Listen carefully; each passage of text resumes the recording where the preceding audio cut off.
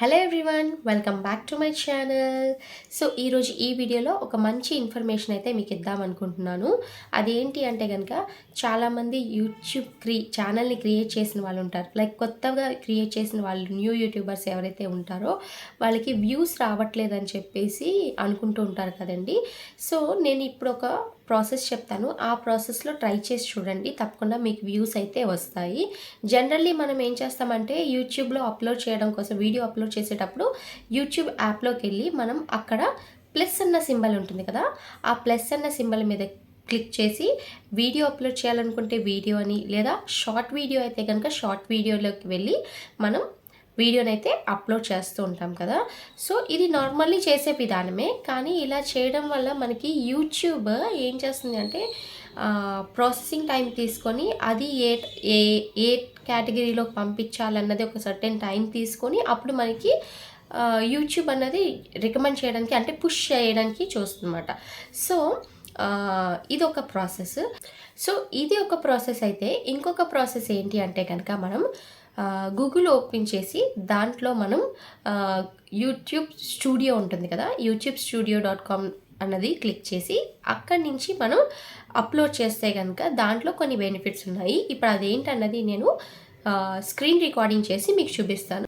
So తప్పకుండా last వరకు skip చేయకుండా చూడండి, అప్పుడే మీకు పూర్తిగా అర్థమవుతుంది. సో ఇప్పుడు నేను ఇక్కడ స్క్రీన్ రికార్డింగ్ చేసి మీకు చూపిస్తున్నానండి. మీ మొబైల్లో గూగుల్ ఓపెన్ చేసి దాన్ని డెస్క్టాప్ మోడ్లోకి పెట్టుకోండి. దాని తర్వాత ఇక్కడ మీరు youtubesstudio.com అని చెప్పి క్లిక్ చేయండి. ఈ విధంగా క్లిక్ చేసిన తర్వాత లాగిన్ అవ్వండి. సో లాగిన్ అయితే మీకు ఒక డాష్ బోర్డ్ అయితే ఓపెన్ అవుతుంది. అదే మీ ఛానల్ యొక్క డాష్ బోర్డ్ అనమాట. ఇది నా ఛానల్ సంబంధించింది కాదు, వేరే ఛానల్ యొక్క డాష్ బోర్డ్.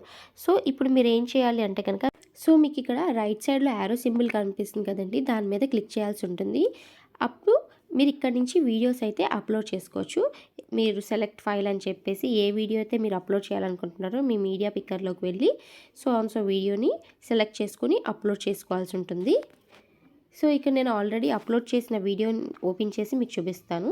సో ఇక్కడ కంటెంట్లోకి వెళ్ళి మనం ఏదో ఒక వీడియోని సెలెక్ట్ చేసుకుందాం. ఫర్ ఎగ్జాంపుల్ ఇదైతే కనుక దీన్ని క్లిక్ చేసి ఇక్కడ మనకి ఎడిట్ ఆప్షన్ ఉంటుంది. మీకు ఆల్రెడీ తెలుసు, మన వీడియోకి టైటిల్ అయితే ఇస్తాము, అలాగే డిస్క్రిప్షన్ ఇస్తాము, ప్లేలిస్ట్ ఇవన్నీ సెలెక్ట్ చేసుకుంటాం కదా.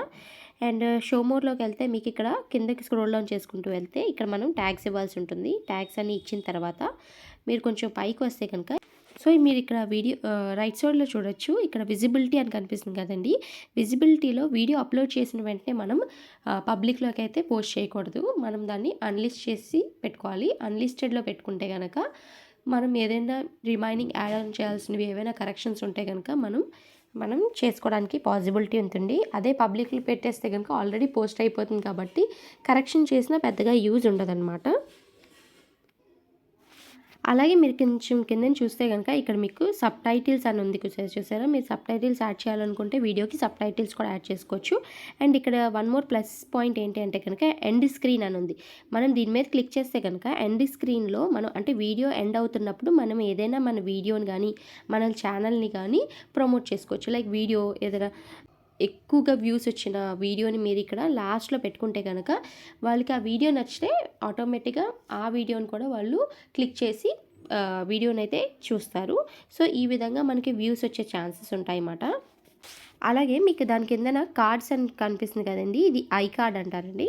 సో ఇక్కడ ఏంటంటే మనం వీడియో మధ్యలో ఇంకొక వీడియోని మనం పాపప్ చేయొచ్చమాట, అంటే సజెషన్ పెట్టచ్చు. పాపప్ ఇస్తే కనుక ఇక్కడ ఒక వీడియో దీనికి రిలేటెడ్ వీడియో మనం పాపప్ చేస్తే కనుక వాళ్ళు ఆ వీడియోని కూడా క్లిక్ చేసుకొని వీడియో చూసే ఛాన్సెస్ ఉంటాయి. సో ఈ విధంగా మనకి వ్యూస్ అన్నది వస్తాయన్నమాట.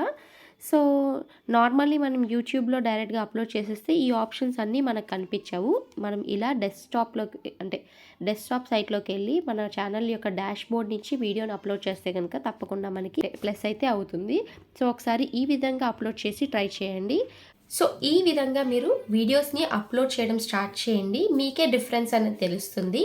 సో ఈ వీడియో అయితే మీకు ఇన్ఫర్మేటివ్గా ఉందని అనుకుంటున్నాను. అలాగే మీకు వ్యూస్ వచ్చే ఛాన్సెస్ కూడా ఉంటాయని అనుకుంటున్నాను. సో తప్పకుండా ఈ వీడియో మీకు నచ్చినట్టయితే వీడియోని లైక్ చేయండి, షేర్ చేయండి, ఛానల్ని సబ్స్క్రైబ్ చేసుకోండి. ఇంకేమైనా డౌట్స్ ఉన్నా లేదన్నా ఇంకేమైనా ఇన్ఫర్మేషన్ మీకు కావాలన్నా కూడా తప్పకుండా నా కమెంట్ సెక్షన్లో కమెంట్ చేస్తే నేను ఆ వీడియోని పోస్ట్ చేయడానికి ట్రై చేస్తాను. Thank you so much for watching my video.